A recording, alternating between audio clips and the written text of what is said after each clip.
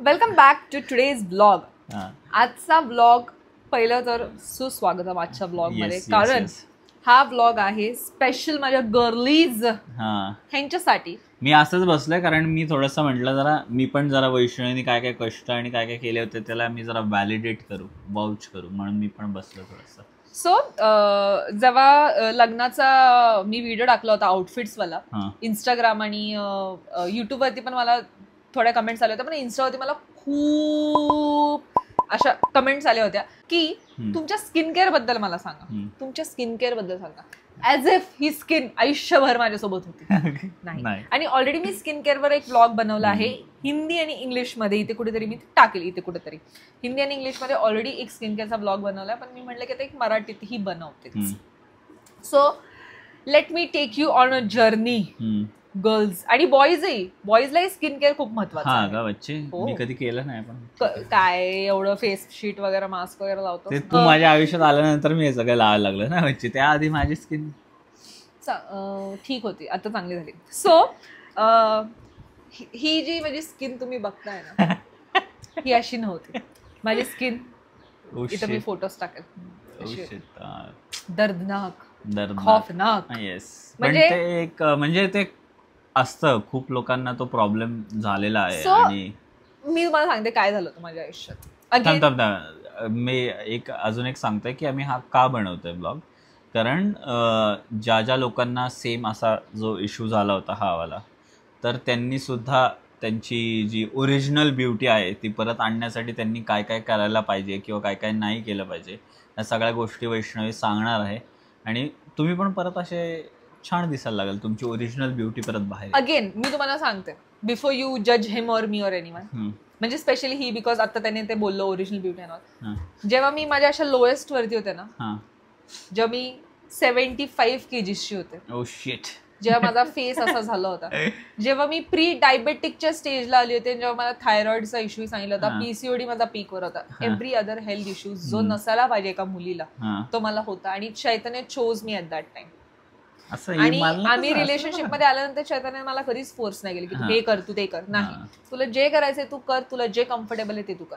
But जेव्हा त्याने माझं ते प्री डायबेटिक वगैरे बघितलं, तर मला फेसवरती नाही, पण जेव्हा माझे हेल्थ इश्यूज बघितले, pre diabetic, PCOD and all, he didn't know PCOD काय असतं. भरपूर मुलांना माहिती नाही. पीसीओडी खूप असा आजार आहे जो मुलीला ड्रेन करतो इमोशनली, फिजिकली, प्रत्येक ऍस्पेक्टने. ठीक आहे. सो चैतन्य असं होतं की इफ ते तुला फिजिकली आतून हार्म करतंय ना, हे डायबिटीज हे सगळं जर होणार असेल, you have to take control on your life. तुला पुन्हा तुझ्या लाईफचा ताबा घ्यावा लागेल. तू गिव्ह अप नाही करू शकत तुझ्या आयुष्यावर. आणि तो जिमला जायचा, तो म्हणा तू जिमला ये, तू काही करू नको, पण असं म्हण नाही की तू तुझं वजन कमी कर, बट तू फिट बन की तुला हे सगळे आजार नाही होणार. काय वय तुझं 24-23 वय, तुला आत्ताच हे सगळे आजार आहेत. त्या टायमिंगला तो असं बोलला. आणि मी त्यावेळेला मग ते सिरियसली घेतलं. सो पण त्यावेळेस वैष्णवी सुरुवातीला खूप कारण द्यायची, माझं डोकं दुखतंय म्हणून मी आज जिमला नाही गेले, माझं हे दुखतंय म्हणून मला जिमला नाही जायची इच्छा. पण ठीक आहे. So before we make this video, मी जे प्रोडक्ट्स वगैरे दाखवणार त्याच्या आधी एक डिस्क्लेमर हा आहे. सगळ्यांचा स्किन टाईप, जे जिथं ज्या एरियामध्ये राहतं, ज्यांचं फॅमिली बॅक म्हणजे हिस्ट्री वगैरे, हे सगळं खूप मॅटर करतं जेव्हा तुम्हाला डॉक्टर औषधं देतात. मी ज्या डर्मॅटॉलॉजिस्टला म्हणजे स्किनच्या डॉक्टरला ज्यांना मी कन्सल्ट केलं, त्यांनी ही सगळ्याची नोंद घेतली. माझं सगळं त्यांनी चेक केलं, माझी हिस्ट्री, माझी इटिंग हॅबिट्स, माझं स्किन टाईप, मला काय सूट होतंय काय नाही, त्याच्या अकॉर्डिंग त्यांनी मला औषधं आणि प्रोडक्ट्स दिले. सो मी जे प्रोडक्ट्स दाखवणार आहे ह्याचा अर्थ हे नाही की तुम्ही त्या प्रोडक्ट्स यूज केले तर तुमचे स्किन लगेच नीट होणार नाही. ते तुमच्या स्किन टाईप पर्यंत, ते किती काय झालं ना, डॉक्टरकडे जाणं महत्वाचं असतं. आणि बेस्ट सजेशन वुड बी की चांगला डॉक्टर शोधा. असं नाही की औषधं थांबवली त्या डॉक्टरची की परत तुम्हाला ते पिंपल आणि ऍक्ने आले, परत यायला पाहिजे. एकदा ते औषधं खाल्ले, एकदा ट्रीटमेंट झाली की ते पुन्हा येता कामा नाही. करेक्ट. मी ज्या डॉक्टरांना कन्सल्ट केलं त्यांचं नाव होतं डॉक्टर मारवा. मुंबईमध्ये आहेत हे डॉक्टर. तर तुम्ही गुगलवरती सर्च करू शकता डॉक्टर मारवा. आणि हे पेड वगैरे काही नाहीये. त्यांना माहिती पण नसेल की वैष्णवी पांडोळे म्हणून एक मुलगी एक्झिस्ट करते, त्यांना माहितीही नसेल हे. पण मला त्या डॉक्टरांचा गुण आलेला आहे, म्हणून मी त्या डॉक्टरांचं तुम्हाला सांगते. तुम्हाला कन्सल्ट करायचं तुम्ही करू शकता. सो जेव्हा मी डॉक्टरना कन्सल्ट केलं, मला खूप हाय पॉवरच्या गोळ्या त्यांनी चालू केल्या, बिकॉज माझे ऍक्ने इथपर्यंत आले होते. म्हणजे ते सिव्हिअर झालं होतं, माझं सिव्हिअर स्टेजला होते मी.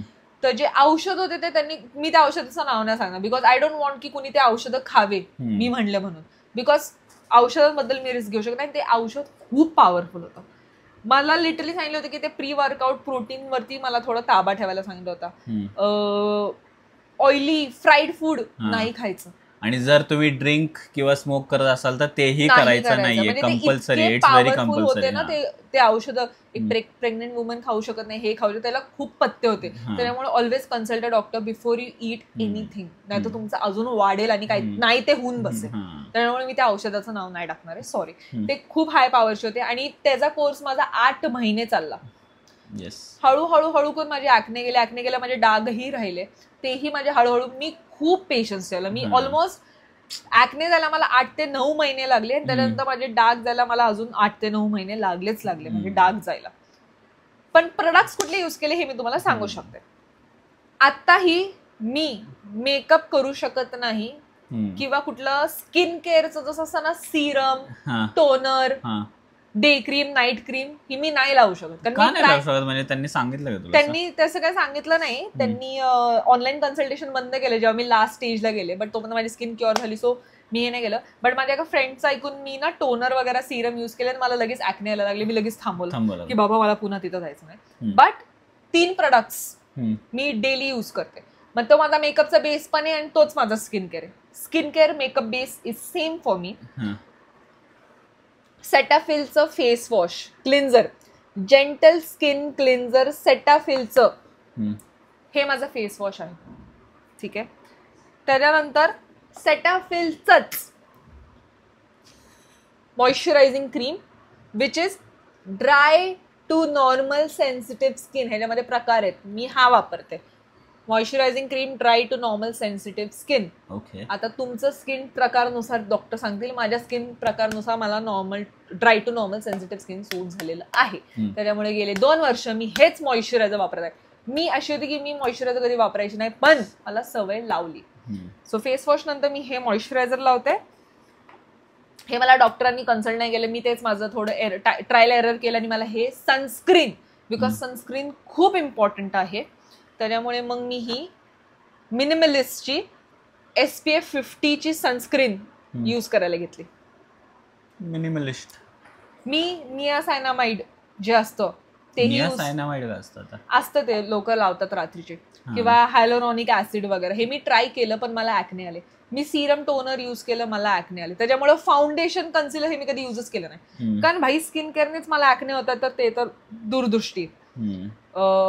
मेकअप फक्त आपण लग्न, जेव्हा माझं स्वतःचं लग्न होतं तेव्हा मी केलं. मी दुसऱ्यांच्या लग्नातही प्रेफर करते नाही करायचं, कारण मला पुन्हा ते दिवस नाही जगायचे. मी तुम्हाला सांगते, जेव्हा एखादं तुमचं ऍक्ने असतं आणि प्रत्येक फंक्शनला तुम्ही जाता आणि सगळे म्हणते तुला तर ऍक्ने, जसं की मला माहितीच नाही मला ऍक्ने, तर ते ना तुमचा कॉन्फिडन्स खूप तोडून मोडून ठेवतो.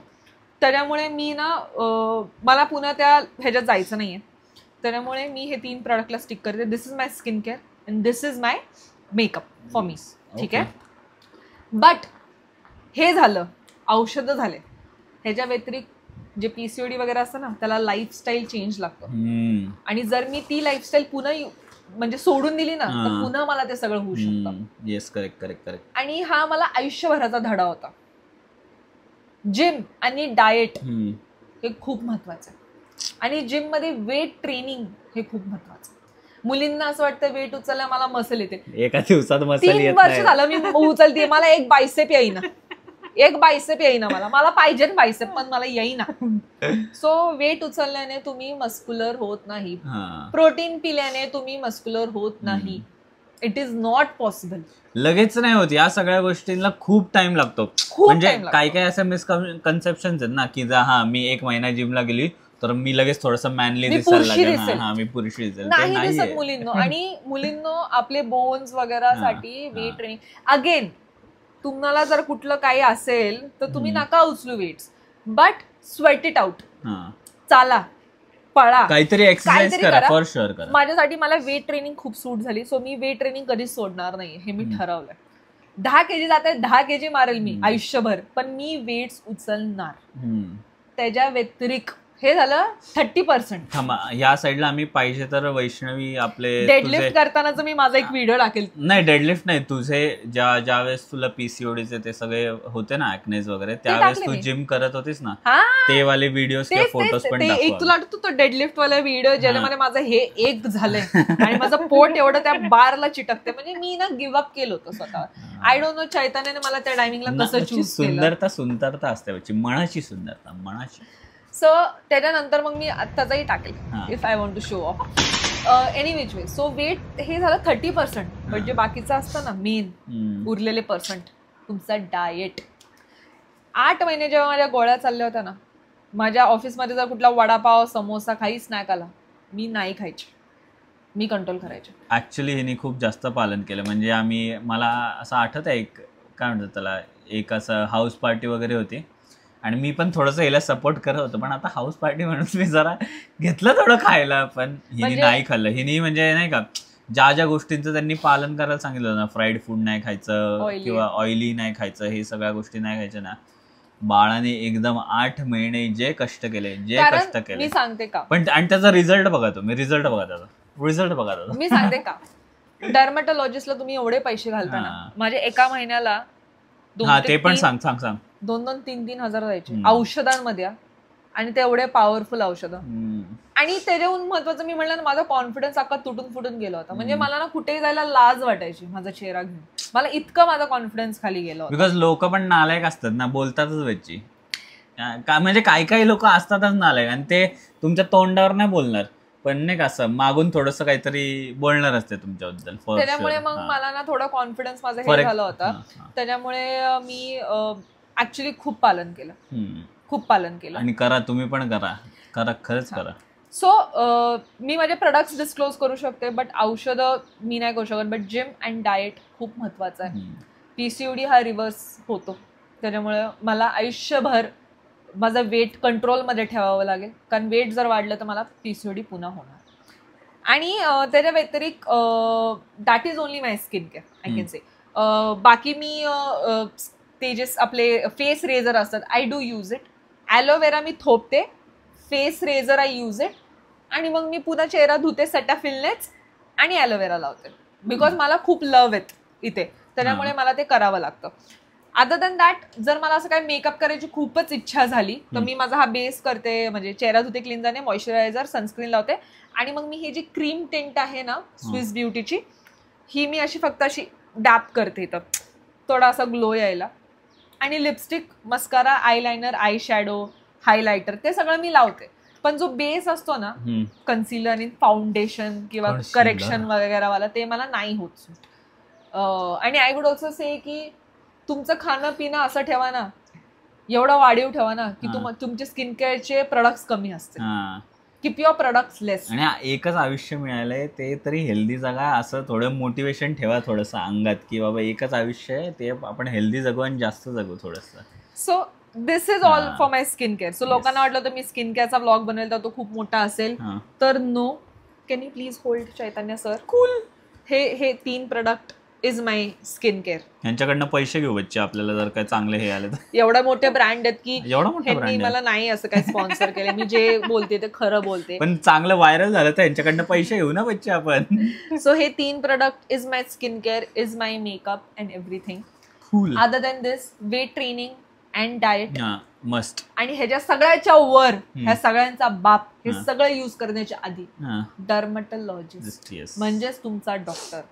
आणि अशा डॉक्टरकडे जावा ज्याच्या ट्रीटमेंट नंतर पुन्हा तुम्हाला ऍक्ने येणार नाही. पाहिजे तर आपण वैष्णवी ज्या डॉक्टरकडे गेली होती ना, त्या डॉक्टरचा आम्ही नंबर नाही, मी फक्त त्यांचा डॉक्टर मारवा टाकेल. आय डोंट त्यांचा नंबर चेंज झाला असेल का नाही, कारण खूप वर्षाआधी डॉक्टर मारवा मुंबईचे त्यांचं मी टाकेल.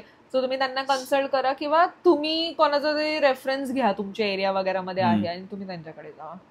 आणि हे जे डॉक्टर मारवा आहे ह्यांच्याकडनं माझ्या 1-2 फ्रेंड्सनी कन्सल्ट केलं, त्यांनाही चांगला गुण आला. बट माझी एक जी फ्रेंड आहे तिने पण केलं, त्या वेट ट्रेनिंग होती वाटतं, तिने योगा घेतला आणि तिचं थायरॉइड रिव्हर्स झालं, सगळं रिव्हर्स झालं, तिचे पण ऍक्ने वगैरे क्लिअर झाले. So again it's up to you. पण माझं एवढंच आहे की पैसे तुम्ही आपण इन्व्हेस्ट करणार आहे ना, तर मग अशा डॉक्टरकडे जावा ज्याचं तुम्हाला चांगलं तुम्ही ऐकलं त्याच्याबद्दल आणि खरं खरं त्यांचं टेस्टिमोनियल ऐका खऱ्या लोकांकडनं. इन्व्हेस्ट करणारे तर रिसर्च करा, एवढंच म्हणेल. आणि अजून एक गोष्ट, हे जे डाग असतात ना आपले फोडलेले जे आपण असतात, खड्डे ज्याला म्हणतो आपण, बघा तुम्हाला हे दिसणार, हे म्हणजे डाग दिसतात, हे राहणार. स्कार्स म्हणतात ना, ॲक्ने स्कार्स. आता लहानपणी आपण सगळ्यांनी गुडघे फोडून घेतलेले, खूप कमी लोक असतील ज्यांनी गुडघे नाही फोडून घेतले लहानपणी. ते जखमा आहेत आपल्या, सायकलचं लागलेलं बिगलेलं सगळे चटके बिटके बसले, सगळे डाग आहेत. डाग ही अशी गोष्ट आहे, स्कार नाही जात. सो कुठल्या डॉक्टरने जर तुम्हाला आश्वासन दिलं ना की स्कार जाईल, नाही जाणार. जखम ही जखम असते, ही जाणार नाही. सो मला हे ना माझ्या ट्रीटमेंटच्या आधीच माझ्या डॉक्टरने सांगितलं होतं, कारण तिला खोट्या अपेक्षा नव्हत्या त्याच्या. ती म्हणली की डाग ही जे असतात ना ऍक्नेचे डाग, तेही मे बी जातील, मे बी नाही जातील. मी तुम्हाला सांगते माझे ऍक्नेचे डाग का गेले. मी जिमला जायचे ना, ते स्वेट वगैरे, आय थिंक मे बी त्याच्यामुळे माझी स्किन थोडी ग्लो यायला लागली. मी जेव्हा जिमला जाते माझ्या स्किनला ग्लो येतो. औषधांमुळे किंवा स्किन केअरमुळे तुमचे ऍक्ने जातील, पण तुमचे डाग आणि स्कार जाणं, हे माझे ऍक्ने 8 महिन्यात गेले, पण माझे डाग तसेच होते. मला जर फोटो भेटला डाग, फक्त डागचे, तर मी टाकेल. माझे डाग होते.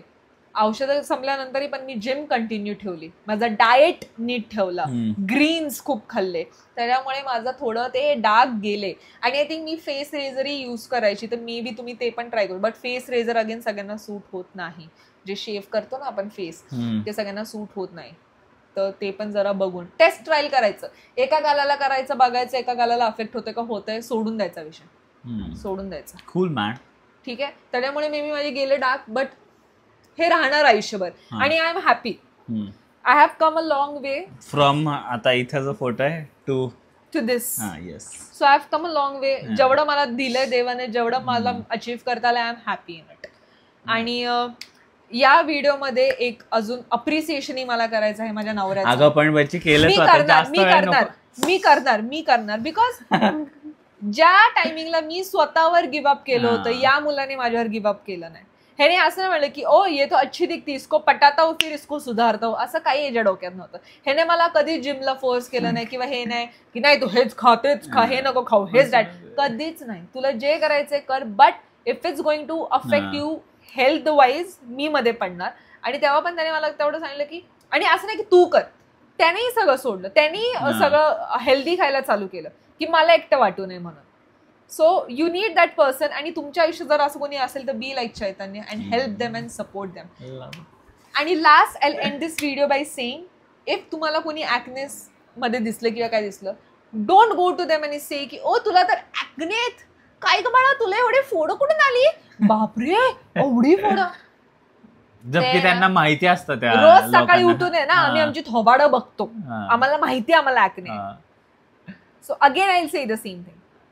काही चांगलं आपल्याकडे बोलायला नसेल तर काहीच बोलू नका. If you don't have anything good to say nothing at all. This is from the movie Bambi, डिझनीचा ॲनिमेटेड मूवी. बट तेच आहे, एखादा काय सफर करतोय, त्याच्या मनात काय चाललंय, त्यांनी किती हिंमत आणून तो त्या फंक्शनला आला असेल किंवा तिथे आला असेल, आणि तुम्ही असा चुरा करून टाका.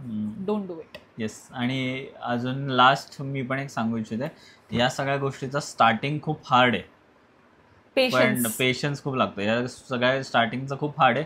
नंतर आता बघा, आता काय करावं लागतंय का जास्त नाहीच, काय डेली जसं लाईफ जगतंय तसं जगतंय, झालं इझी, जसं बॅक टू नॉर्मल. आणि तेवढे 8 महिने तेवढा टाइम फक्त कष्ट घ्या आणि you will be back to what you are. म्हणजे मी जेव्हा औषधं खात होते मला 4 महिने काय एवढा मेजर डिफरन्स दिसला नाही. अचानक एक डिफरन्स दिसला मला, अचानक. जसं आपण आपलं जिमचं असतं ना, वेट कमीच होत नाही, आणि अचानक वेट पडतं. स्किनचं पण तसंच आहे. Patience, consistency is key to every single thing, everything in your life. Patience आणि consistency. Cool. So this was my skin care. I am sorry disappointment जर तुम्हाला झाली असली की खूप सारे प्रोडक्टची लिस्ट भेटेल नाही. हे 3च प्रोडक्ट्स आहे, हे 3च प्रोडक्ट माझे सेव्हियर्स आहेत. वाटलं तर मी अमेझॉनची लिंक टाकेल, पण अमेझॉनची लिंक टाकण्यापेक्षा मी म्हणेल की बाहेर मेडिकलमध्ये जावा किंवा ऑफिशियल वेबसाईट वरनं ऑर्डर करा. कारण आजकाल खूप स्कॅम चाललेले आहेत. फेक प्रोडक्ट येतात, फेक प्रोडक्टच्या नावावर कॉल केला तर रिफंडला आपल्याकडनं ते पैसे घेतात, असेही स्कॅम चाललेले आहेत. So I would say, me link तर टाकेल अमेझॉनच्या, तुम्ही ऑथेंटिकेट करा. आणि जर तुम्हाला पटत तर तुम्ही अमेझॉन मधनं घ्या, नाही तर त्या प्रोडक्टचा फोटो घेऊन तुम्ही ऑफिशियल वरनं घ्या नाही तर मेडिकल मधनं घ्या असं मी म्हणेन. Cool. बट बिकॉज इथं दिसलं नसेल तर मग मी ते डिस्क्रिप्शन मध्ये टाकेल links. So I think that is it for today's video. छोटासा व्हिडिओ होता पण खूप जणांची डिमांड होती म्हणून मी हा मराठीमध्ये केला. हिंदी आणि इंग्लिशमध्ये पुन्हा सांगते, इथे कुठेतरी लिंक भेटेल, तुम्ही तो जाऊन बघू शकता. Alright? Yes. So, and I think that is it for today's video. Like, share and subscribe. Thank you for watching. दात नको दाखवायची, डेंटिस्टचं पण दाखवायला लागेल त्यांना.